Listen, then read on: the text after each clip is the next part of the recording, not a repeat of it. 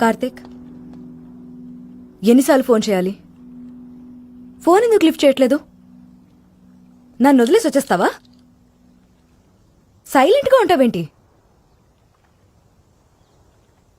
మన పెళ్ళేంత వరకు అట్లీస్ట్ మా నాన్న చెప్పేది విను కార్తిక్. తర్వాత నీకు నచ్చింది చేసుకో. నీకే చెప్పేది కార్తిక్.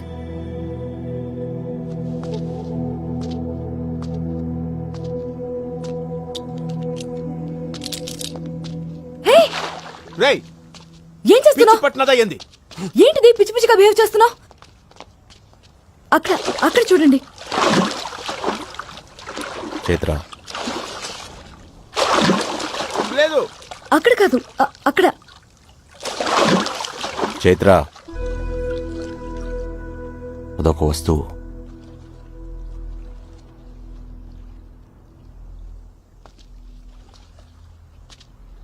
ఒక వస్తువు కనపడిపోతేనే తట్టుకోలేకపోతున్నావు. అలాంటిది చిన్నప్పటి నుంచి నాతో పాటు తిరిగిన మనుషులు కనపడలేదు. అవును, నన్ను ఎందుకు ప్రేమించావు? నువ్వంటే నాకు చాలా ఇష్టం. అదే ఎందుకు? నీ క్యారెక్టర్ అంటే ఇష్టం. క్యారెక్టర్ అది ఎక్కడి నుంచి పుట్టిందో తెలుసా? ఈ ఊరి నుంచి, నాతో పాటు పెరిగిన మనుషుల నుంచి. చిన్నప్పుడు మా అత్తింటికి ఎవరొచ్చినా సరే ఆకలితో గుమ్మం దాటనిచ్చేది కాదు. తన దగ్గర పెట్టడం అంటే ఏంటో నేర్చుకున్నా. మా రావణ మావ,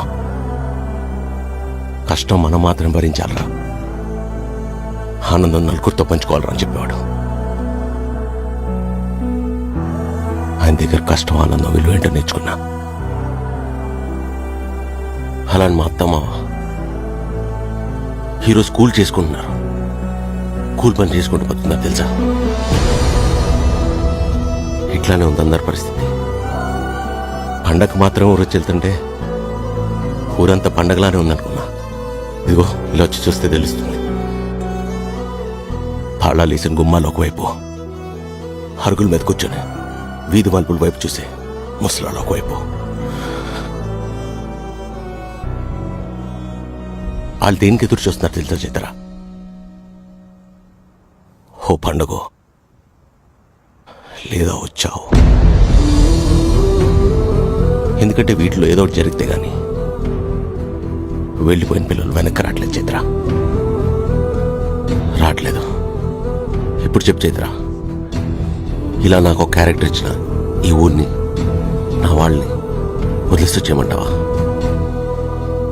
నీ కళ్ళలో ఏ రోజు కన్నీళ్లు చూడలేదు కార్తిక్.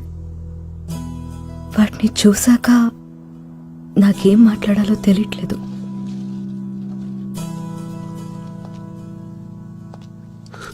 ఇదో ఏంది అట్ట మాట్లాడుతున్నావు?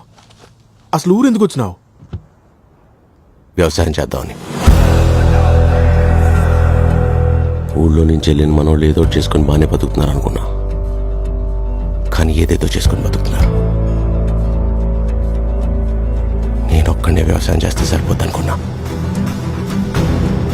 ఒక్కడనే కాదు, పిలిపించరా అందరినీ.